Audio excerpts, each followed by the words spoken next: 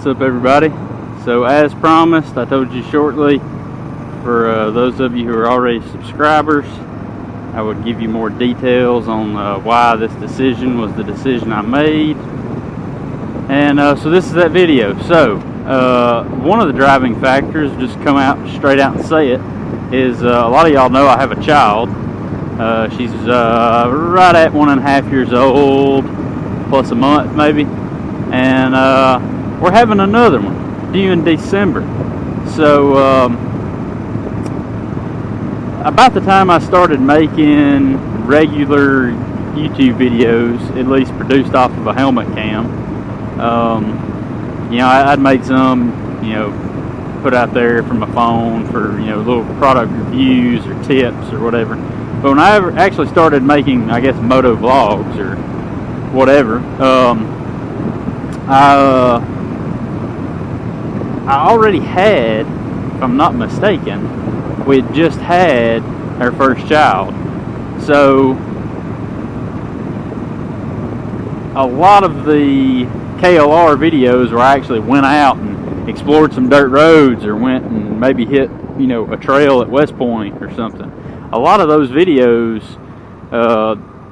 you know, there's only like 4 of them ever made, really. Maybe 5 or 6. But over the course of 2 years, we're almost 2 years, you know, we're only talking about a handful of videos. Prior to my first daughter being born, or I say first daughter as if I know the next one's going to be a girl too. We don't know. But anyway, prior to that, I mean, I was doing a lot more of that style riding. I just didn't have a way to record it, you know. And so in the last 1.5 years, I had drastically seen how drastically less riding I would be doing, or at least of that type of riding, because I don't have that much time to go out and ride. You know, I'm going out for like an hour, 1.5 hours tops, and so by the time I get to the good riding, it's time to turn around and come back home. I mean, I know what you would think, rural Alabama, there's dirt roads everywhere. There really ain't. Other than a couple of dead-end dirt roads or like mile-long loop dirt roads around the house, you've got to go, like I've got to go all the way into Tennessee, which isn't super far away, but by the time I get there, get to, like I said, you know, some kind of good middle of nowhere dirt road, crappy gravel roads to explore, you know, it's time to turn around and come home. So I just don't have the time, is what it boils down to. I'm not riding the bikes very often.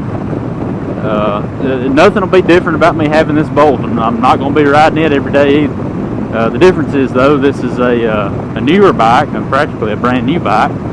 It's a fuel injected bike, so if I don't ride it for 2 months, I ain't got to worry about the carburetor getting clogged up. And if I'm only going to be doing, you know, short road rides and maybe some commuting back to work occasionally, something I really don't even bother doing anymore, you know, there's better bikes than the KLR for it. Now the KLR would do it just fine. So I mean, I could have kept the KLR and there been no complaints, but there's better bikes for the way I was going to be using that bike. And by the time I maybe got around to having a lot more time on my hands to go out and do the type of riding that I was wanting to do on the KLR, you know, by the time that time comes back around, you know, I've got another, what, 6 months until another child's born, and then, you know, probably won't start leaving that kid overnight with the grandparents until they're like 3. So I've got over 3 years, you know, before I start having a lot of the time give back to me. You know, to be able and go out and spend a lot of time doing the type of riding I honestly enjoy doing the most. Being a motorcycle enthusiast like I am, I mean, I've been riding since I was 6. I've never not owned a motorcycle, you know, with the exception of selling one and maybe waiting a few weeks before I went and bought the other one. But I've never went long periods of time without owning one. I've went some occasionally long periods of time without riding the bike I own, but I've never really went without one. And so I can't, I mean, I'm not going to say I'll never go without a bike, You know, you never know what's going to happen, but I mean, for the most part, actually I'm going to go straight.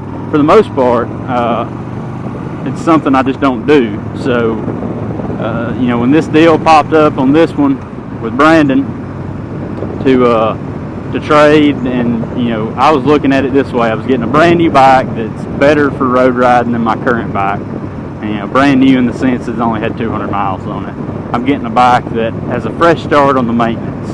Not that the KLR is wore out by any means. It only has 20,000 miles on it, and we all know they go way longer than that. But I mean, it's just another thing to think about. It's starting over all over on the maintenance, you know. And then also,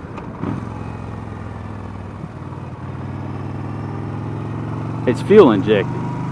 So if it sits for 2 or 3 months without me touching it, because I've got my hands full with other things, then I don't have to worry about taking the carb off and cleaning it, or wondering whether I put stable in it, or, you know, whatever.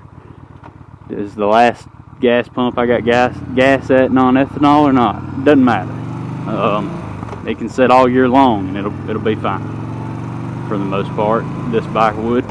So yeah, there's a list of very small reasons, none of which, you know, in and of themselves constitute me having to get rid of the KLR. I could have kept it. I could still have it. Everything would be just fine. It would be no big deal. But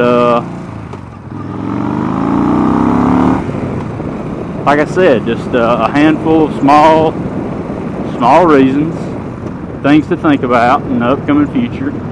And then scrolling through the marketplace and seeing this bike, and I was like, man, you know, if I could work out a deal on that, and that don't cost me an arm and a leg, that'd be not a bad setup to have, given what I know about my upcoming future.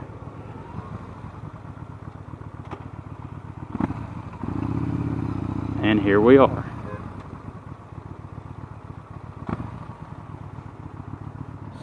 $78 miles, 1.4 gallons. I'll do the math on that later.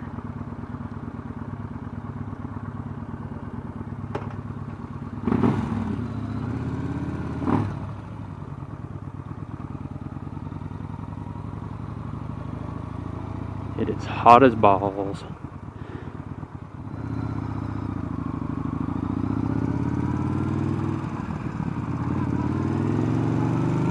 So anyway, yeah, there's the what I would say the full story on why I got the bike I got, and it is what it is. Like I said, I knew a handful of things would happen. I knew a lot of people were here just for KLR content. I was right about that, as noted by the amount of subscribers that I had leave. So far, not that many, but